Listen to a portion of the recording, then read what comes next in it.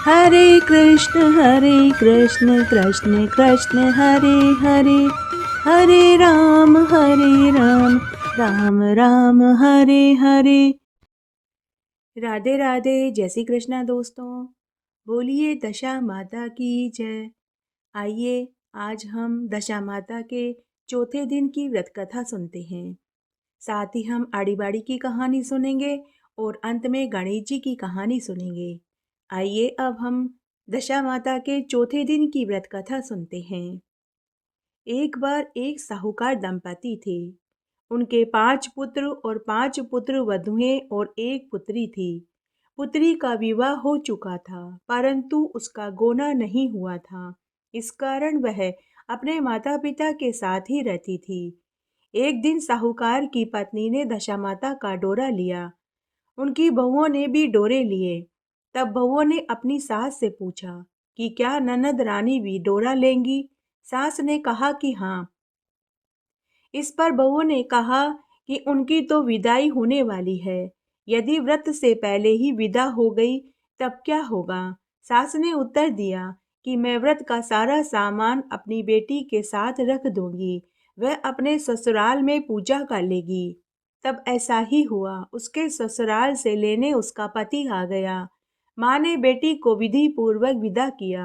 उसकी पालकी में दशा माता के पूजा का सारा सामान भी रखवा दिया। लड़की जब अपने ससुराल में पहुंची तो उसे घर के आंगन में गलीचा बिछाकर बैठाया गया। आस पड़ोस की महिलाएं नई बहू को देखने आने लगी। तब सब उसकी सुंदरता और गहने कपड़ों की तारीफ करने लगी। तभी किसी पड़ोसन की निगाह उसके गले में बंधे डोरे पर पड़ गई। वह बोली कि बहू की माँ तो बड़े टोटके वाली है। पड़ोसन की बात सुनकर सबकी निगाहें नई बहू के गले में पड़े डोरे पर पड़ी। सभी स्त्रियां डोरे के बारे में अलग अलग राय देने लगी। शाम को सास, ननद, देवरानी, जिठानी, घर की सभी स्त्रियां भी उसी डोरे की चर्चा करने लगी। सब डोरे की निंदा कर रही थी। सुबह से शाम तक डोरे के बारे में सुनते सुनते बहू का दिमाग खराब हो गया। उसने डोरे को गले से उतारकर जलती हुई अग्नि में डाल दिया। डोरे के जलते ही पूरे घर में आग लग गई। घर में रखा सारा धन धान्य जलकर राख हो गया। घर के सभी लोग अपने प्राण बचाकर घर से बाहर भागे। अब घर में केवल नई बहू और उसका पति रह गया, बाकी सब भाग गए थे। घर का सारा सामान जल चुका था।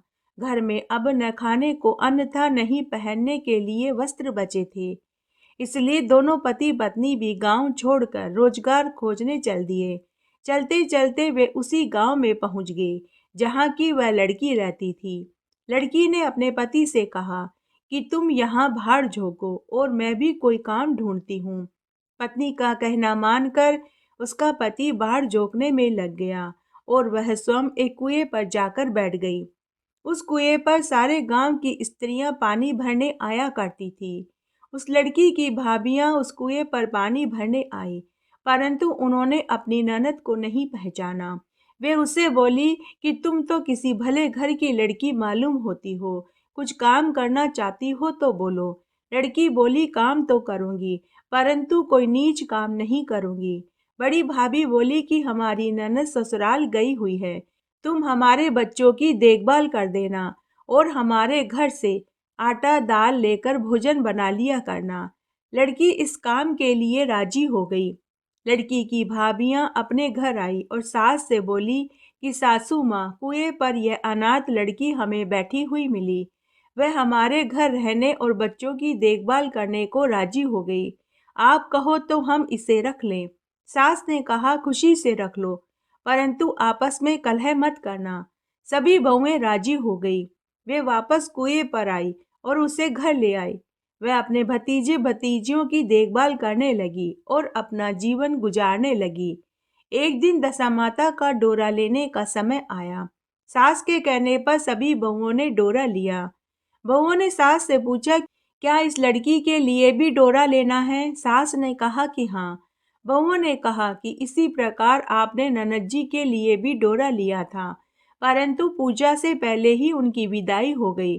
अब इस लड़की को डोरा दिलाना चाहती हो। यदि यह पूजा से पहले चली गई तो क्या होगा? सास बोली कि तुम्हारी ननद ने अपने घर जाकर पूजा की होगी। यह लड़की पूजा होने तक इसी घर में रहेगी तो अपने आप पूजा में शामिल हो जाएगी, और यदि इससे पहले जाना पड़ा तो यह पूजा का सामान अपने साथ घर ले जाएगी और अपने घर में पूजा कर लेगी। सबकी सहमति से लड़की ने भी दशामाता का डोरा लिया। 9 दिन तक वह दशामाता की कहानी कहने लगी और व्रत और पूजन में शामिल होने लगी। 10वें दिन लड़की की माता व बहुओं ने सर से स्नान किया, घर में चौका लगाया और पूजन की तैयारी करने लगी। तब वह लड़की अपनी भाभियों से बोली कि यदि कोई पुराना कपड़ा मिल जाए तो मैं भी स्नान कर लूं। भाभीियों ने अपनी सास से पूछकर अपनी ननद की साड़ी उस लड़की को पहनने को दे दी। अपनी पुरानी साड़ी लेकर वह स्नान करने चली गई। उसने सर से स्नान करके साड़ी पहनी। घर पर पूजा आरंभ हो गई। वह जैसे ही पूजा के पास आकर बैठी तो बहुओं ने कहा कि यह तो बिल्कुल हमारी ननद जैसी लग रही है। इस पर सास ने नाराज होकर कहा, तुम्हारे मन में जो आता है तुम बोल देती हो। पूजा के समय भी चुपचाप तुमसे नहीं बैठा जाता। चुप रहो और मुझे कथा कह लेने दो। तुम्हारी बातों से कथा में विघ्न पड़ता है। तो सभी बहुएं चुप हो गई। घर की सब स्त्रियों ने फिर पारणा किया। लड़की ने भी पारण किया। इसके बाद सभी स्त्रियां एक दूसरे का माथा गूंथने लगी। तब एक भाभी ने लड़की का सिर गूंथना शुरू किया तो वह बोली कि जैसी गूंथ इसके सिर में है वैसी ही गूंथ हमारी ननद के सिर में भी थी। फिर से सास नाराज होकर बोली कि तुम मेरी बेटी की तुलना इससे क्यों करती हो। सास ने फिर से बहू को डांट दिया, परंतु उसकी बात सास के मन में घर कर गई। उसने लड़की से कहा कि आज रात तुम मेरे साथ सोना। रात को सभी बहुएं अपने अपने कमरों में सोने चली गई। तब साहूकारनी ने लड़की से पूछा कि तुम्हारे मायके में कौन कौन है। लड़की ने जवाब दिया, मेरे 5 भाई और 5 भाभियां हैं और तुम्हारे जैसे माता पिता हैं। उसने फिर पूछा कि फिर क्या हुआ। लड़की बोली कि पीहर में मैंने दशामाता का डोरा लिया था। उसके पूजन से पहले ही ससुराल के लिए विदा हो गई। ससुराल में पहुंचकर मेरे गले में पड़े डोरे को देखकर ससुराल की सभी स्त्रियां मेरे ऊपर हंसने लगी। तब मैंने उस डोरे को आग में फेंक दिया। उस डोरे के साथ हमारे पूरे घर में आग लग गई। हमारा सब धन धान्य जलकर भस्म हो गया। घर के सभी लोग जान बचाकर भाग गए। तब हम दोनों पति पत्नी भी भागकर इस गांव में मेहनत मजदूरी के लिए आ गए। उसकी माँ ने पूछा कि तुम्हारा पति कहाँ है।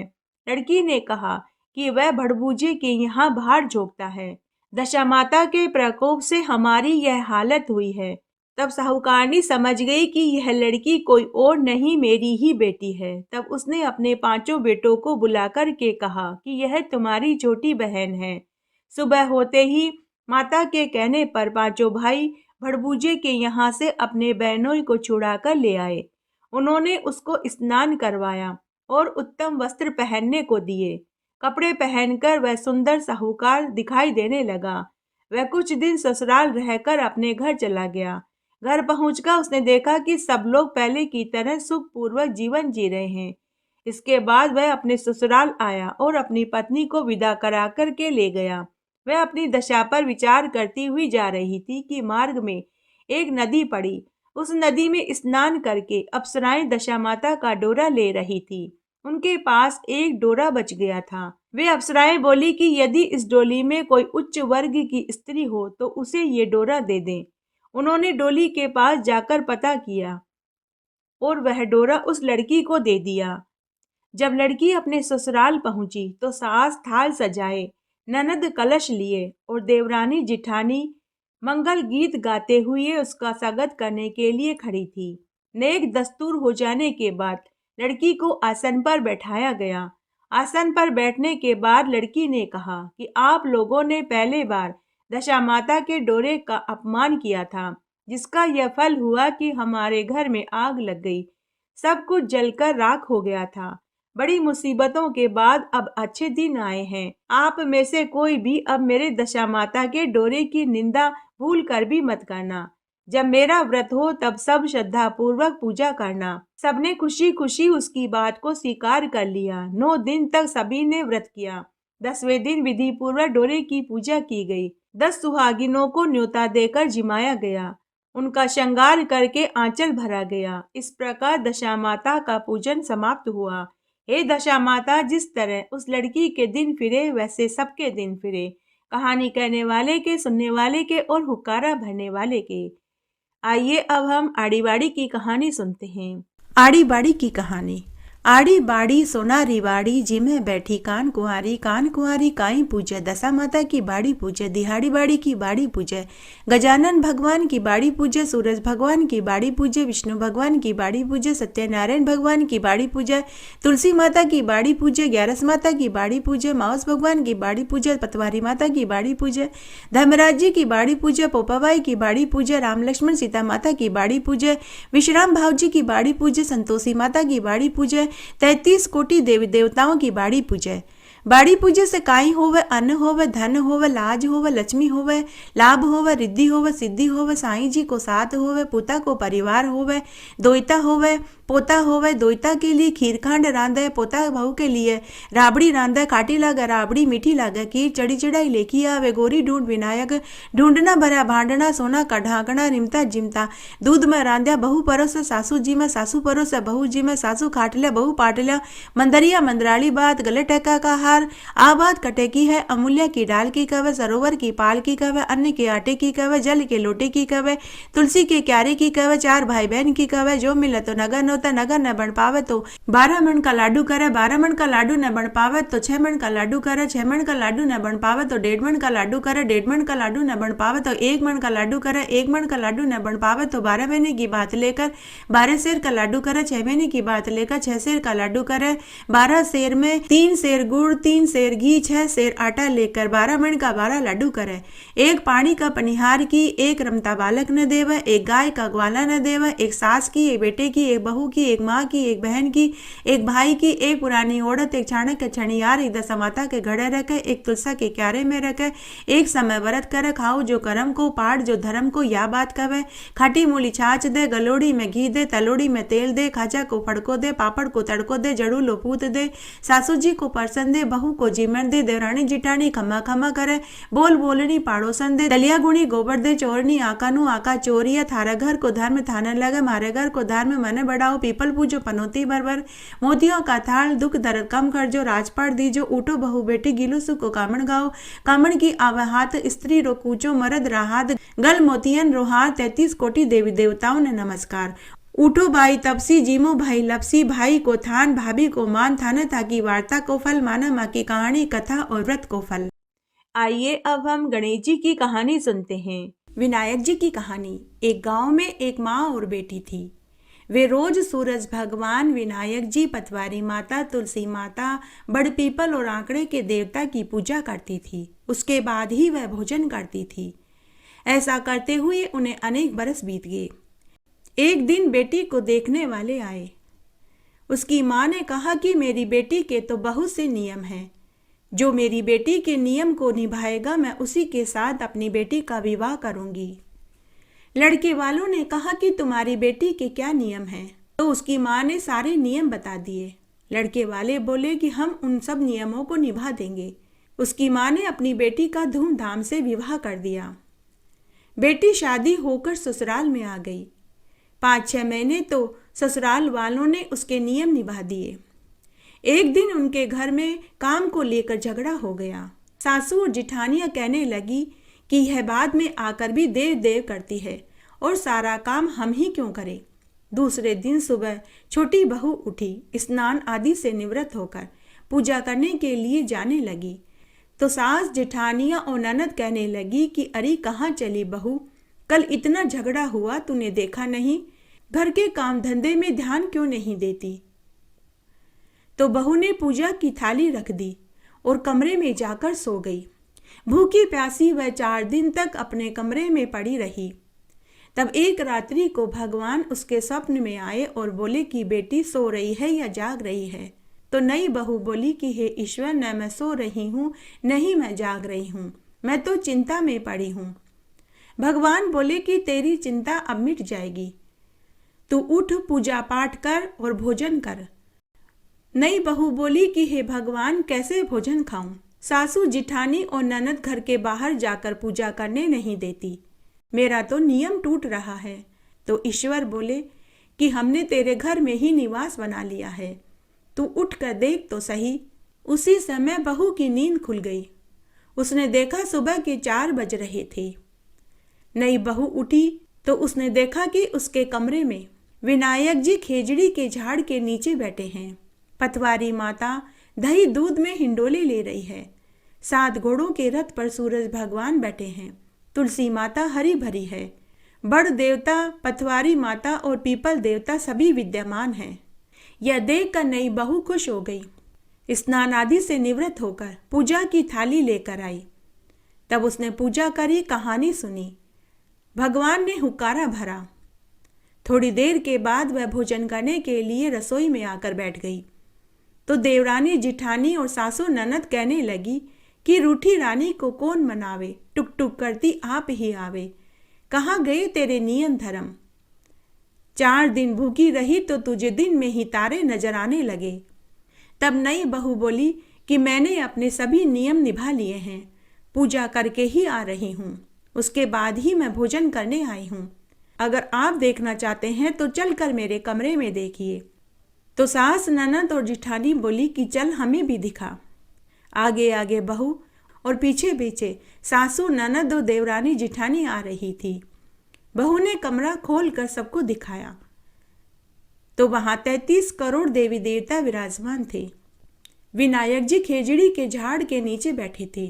पतवारी माता दही और दूध में हिंडोले ले रही थी। 7 घोड़ों के रथ पर सूरज भगवान चमक रहे थे। तुलसी माता हरी भरी हो रही थी। बड़ पीपल देवता और आंकड़े के देवता विद्यमान थे। सास, ननद और देवरानी, जिठानी नई बहू के पैरों में गिरकर माफी मांगने लगी तो नई बहू उनसे बोली कि आप सब मुझसे बड़े हैं, आप सब देवताओं के पैर पड़िए, मैं आपके पैर छूऊंगी। हे ईश्वर, जैसे आपने नई बहू के नियम को निभाया, जैसे आपने नई बहू को दर्शन दिए, वैसे हमें भी देना। कहानी कहने वाले को, सुनने वाले को और हुक्कारा भरने वाले को। घटती हो तो पूरी हो, पूरी हो तो परवान चढ़े, भूले बिसरे नाम तेरे भंडार में भरे। इस प्रकार आज हमने दशा माता के चौथे दिन की व्रत कथा सुनी। आशा करती हूँ आपको इन कथाओं को सुनने का संपूर्ण फल प्राप्त होगा। मेरे साथ बने रहने के लिए आपका धन्यवाद। आगे आने वाली कथा कहानी के लिए भी आप इसी तरह मेरे साथ बने रहें। धन्यवाद।